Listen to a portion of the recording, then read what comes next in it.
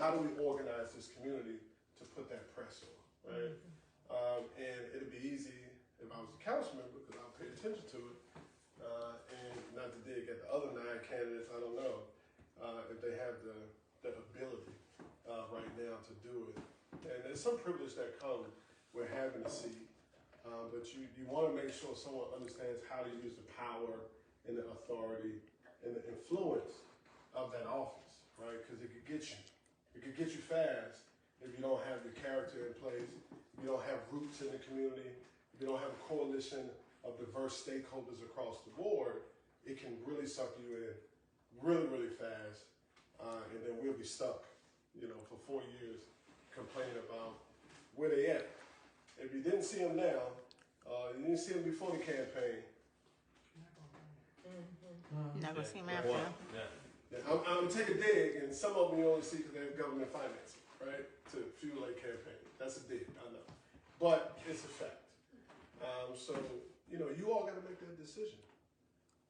I expect you all to vote for me. I want you all to vote for me. I'm going to ask you to vote for me. But here is my reason to prove why I should have your vote and why I should be council. So I'm here for you. Good job. Thank you. You're welcome. Yeah, thanks for. That's 5 months of practice. 5 months of practice. I got a question. It's Jason. That's Jason too in my ear. PJ. What are they going to do with Fletcher Johnson? Fletcher Johnson. Oh man, you put me in the hot seat. Well, right? I just thought up right away. No, Yeah, get straight to it, right? I don't know how to talk Get about straight this. to it. I think Fletcher Johnson is a prime opportunity for the central part of Ward 7. I think the first bite at the apple was a failure. And I know people will get mad at me. Is this live? Right? They're going to get mad at me. Because I know all the players that was involved in trying to come up with a community vision. And I think their efforts were genuine. I think it was the right heart. And I think they didn't really understand what was necessary to do. Now here's a little piece of fact, right? We had when they closed Winston, I helped organize the community to fight back against KIP and to fight back against DC Prep because they wanted to secure that facility, the Winston site. The community was like no charter school, right? They wanted to reserve that space for a public school, a traditional school, because at that time when it was closed,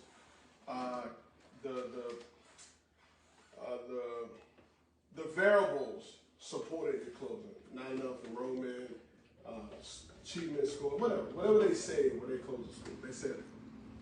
But what we looked at in Hillcrest, Naylor Gardens, Penn Branch, Park Naylor, Fairfax Village, DuPont, when we looked at the 10 communities around the Pennsylvania Avenue corridor, we saw that there's younger families moving in, there's a boom in families having children, and bringing school back, right? And they didn't want to, right? So they accessed that and just put it in the portfolio. Now it's an empty building that's being managed loosely by DGS. But what we found out is that property couldn't go to stage 4 or phase 4. We found out that Fletcher Johnson could. So the community, south of Massachusetts Avenue, shared that information with Commission 7E. And so they advocated for Fletcher Johnson to move into the development stage, right? Which is a positive. And that's how you share information across the board to benefit other communities. They came together, different stakeholders from different places, and it didn't work, right? It didn't work. And I look now and see some of those folks running in this race. I understand why it didn't work, because there was a little bit of jockeying, right? It wasn't just a commitment to getting it done. It was a commitment to how do I make this work for what my political agenda is. And we've seen it. I worked on it in another capacity with Community College Preparatory Academy. The late Connie Spinner, who's a Deanwood resident, founder of a charter school to teach adult learners. really committed to adult literacy. She passed away last January, but she had a vision. She wanted to put an adult training facility there. Oh, you know about that? That would be a good thing. She wanted to put an adult training facility there, and they wanted to build a community around, that, right? And that was a good idea. Somehow that fell apart. It sat dormant. They tried to dust it off and do it again.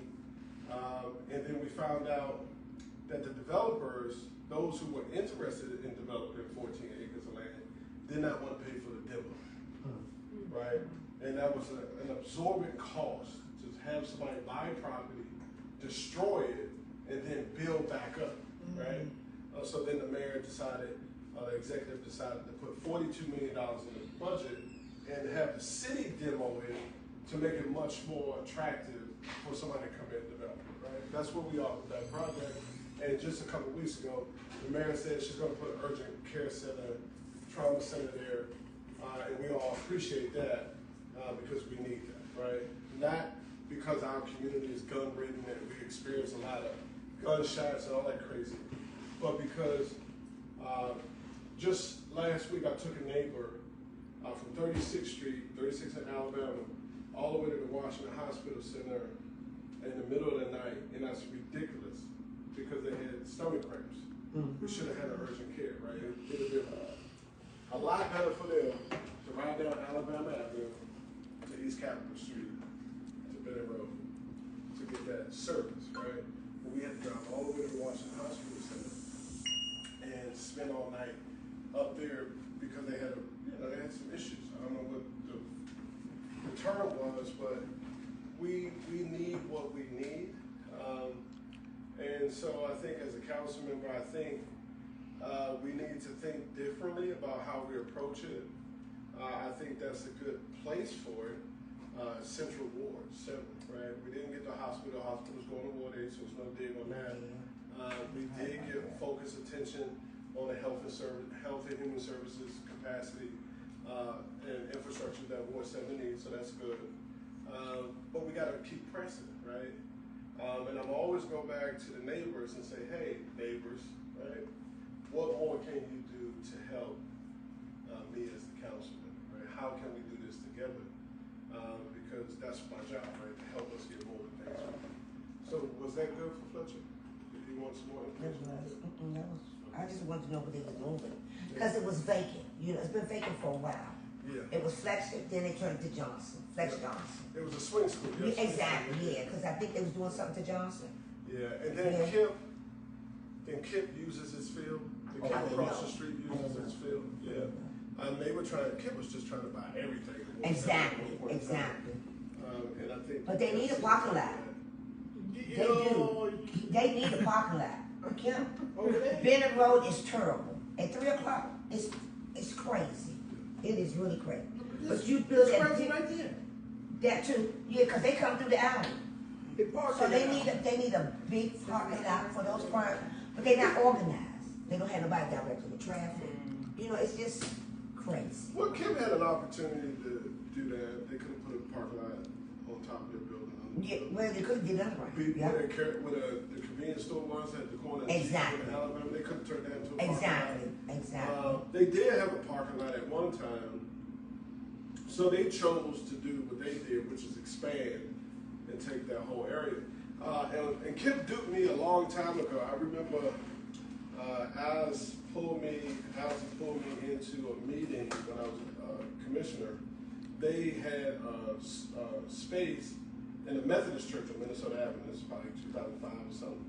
And they had this grandiose vision for G Street and how it's going to be a catalyst for change. Okay. Right? How it's going to be a catalyst for change.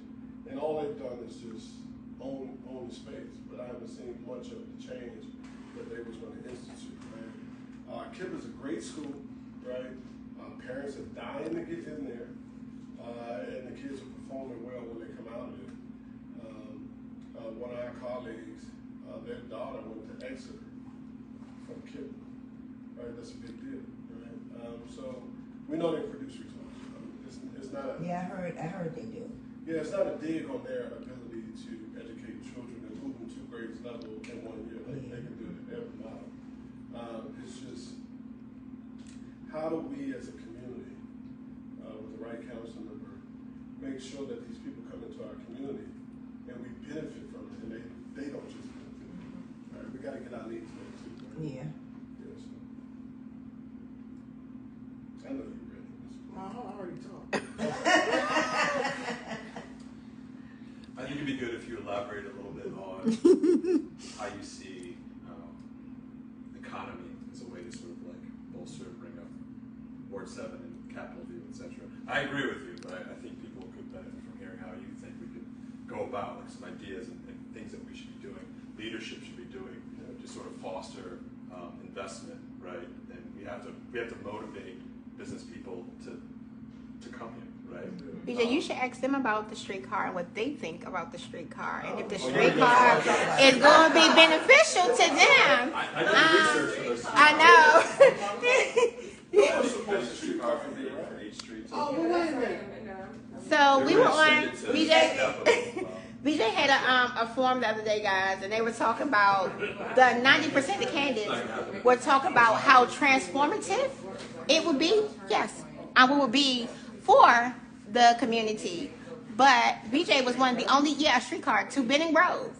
And if the streetcar came to Benning Road, could we get? If we didn't get the supermarket, the grocery store that BJ has promised, how that could benefit us. And BJ was one of the only candidates on that forum who was very honest and transparent about it, the benefits and the lack of benefits that it could give us, because as we all see, the streetcar can help us, but it can also hurt us. So I think it's going to hurt us more than it's going to help us, right? First, it will, especially those people that live on Benning Road. Where they gonna park? And right now, in this time of shared sacrifice, I think that is a foolish investment to spend $200 million on that. I just think maybe later, not right now, for sure. Maybe not in the next 5 years, for sure. Maybe eventually. And I just think fundamentally, looking at 8th Street and looking at Benning Road, it's just not the same thing. No. Right? You know, they took out 2 lanes and put the streetcar, right? So that means, you know, they reconfigured 8th Street to have the streetcar have parking and 2 lanes. There's no way Benning Road can do that. Nope. So just on the infrastructure kind of planning and design, you cannot do that on Benning Road. And no one has shown me a plan of how you can turn Benning Road into 8th Street, right? And no one has shown me a plan on how you can get the streetcar over the bridge. They talk about developing the bridge, doing a new bridge. I get that. Still haven't seen how that works. Still haven't seen how it comes down Benning Road. Still haven't seen how it doesn't negatively impact traffic, right? And for those of us who live in neighborhoods, when traffic bottlenecks on Main Thoroughfare, they come to our streets. It should do. Yes. And they whip through our streets, right? I experience that in Hillcrest every day. Every morning. Zoom, and we put up these big speed bumps. Zoom, and you hear people hitting their, rolling in the bottom of the car, losing control, swiping, right? So no to the streetcar. But not right now. Not right now. What do we do though to an extent, right? Like Deanwood, Capitol View, things east of Anacostia River, right, are isolated, right? And part of, I think, the motivation for something like the streetcar is sort of connecting these building bridges, right? That's the message. Everybody knows it now. Like how do we make that? How do we facilitate that, right? Because that's part of the problem, right? Like I remember I was talking to you yesterday, and I was calling volunteers, and one of the volunteers was talking about his own personal experience, and he also talked about those of his peers and neighbors, etc. Right? And he's like 25 years old, and he didn't actually like spend time outside of Ward 7 or his community in Southeast until he was like 18. I mean, that's all this is all he's seen, right? Because there's no opportunity easily to sort of go out and venture to other places. So I don't love the streetcar. I think the things that you're saying are smart and make sense, right, from a logistical standpoint. But like, I think connecting our communities though is vital. I think this though. right? And this is where people say, BJ, you never lead with being a native. And I've decided that leading with being a native is kind of divisive, right? Because we all live here now, right? We all are residents now. We're all Ward 7 now. But the beauty of being a native is you understand how neighborhoods work because you grew up here. So it's not strange for me to hear that a native hasn't traveled the world or haven't traveled downtown or they haven't really left the world that they know, right? It's pretty normal. It's pretty basic, unless you have to travel out in the community for school, or you have parents that put you in private school, or you have field trips to take you downtown.